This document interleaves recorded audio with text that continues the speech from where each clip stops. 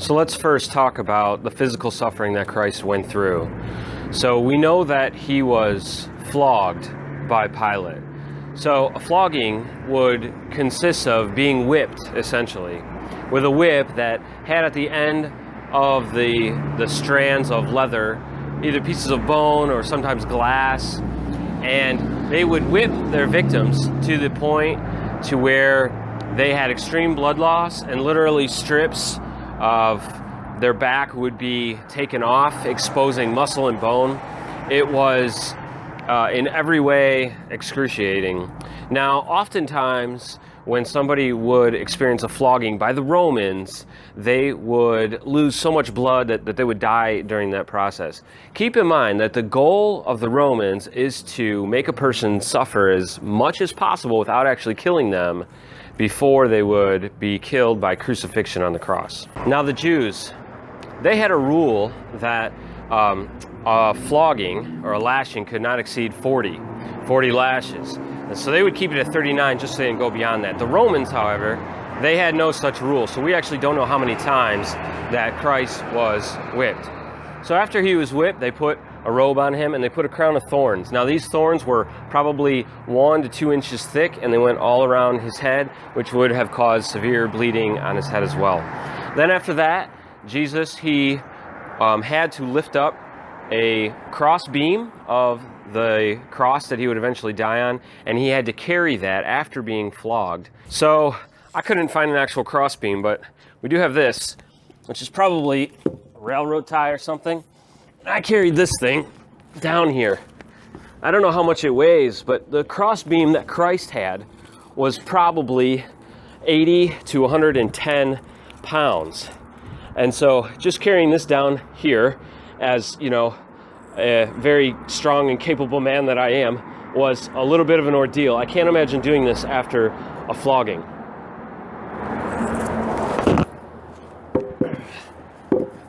Now, the reason that I'm on the street is because when Christ was led to his crucifixion, he would have to travel 650 yards carrying this huge beam, and this was a very public event.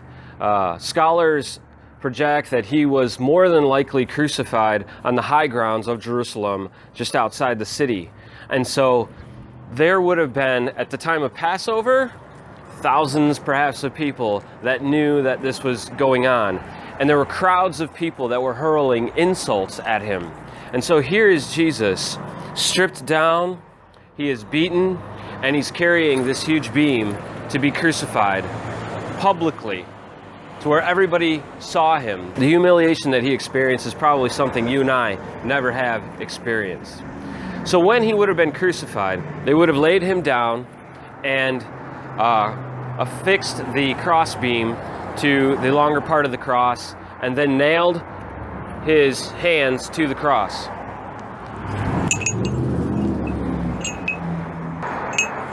So here I have some spikes.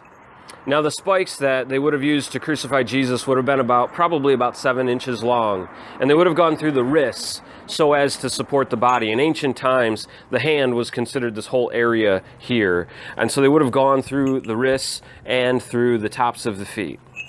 So as Jesus hung there on the cross, in order for him to get air to breathe, he would have had to push himself up with his feet to take in oxygen. And then, of course, that would send pain all throughout his body, and it would need to be relieved by lowering himself down. And so a victim that was being crucified would be moving up and down just in order to breathe. And this would send pain all throughout the body. And of course, he has the pain from his hands, and he has the pain from the crown of thorns in his head, and his lungs would be filling up with water. It would also cause cramps throughout his muscles as he is simply just trying to survive. Cramping would be happening all over his arms and his legs and up his back. Now, as medical analysis has been done on Christ and his crucifixion, the most probable cause of death was that essentially his heart gave out.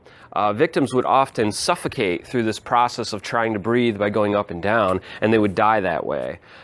Christ, it's likely that his heart just failed and it gave out, which is a fulfillment of prophecy. In Psalm 22, it says his heart was like wax and melted within him.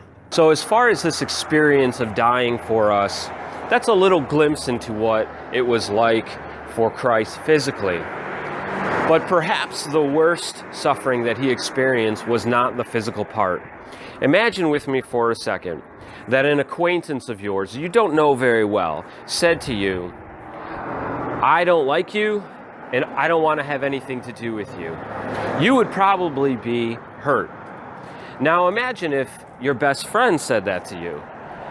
You would be significantly more hurt. That's a deep sense of rejection.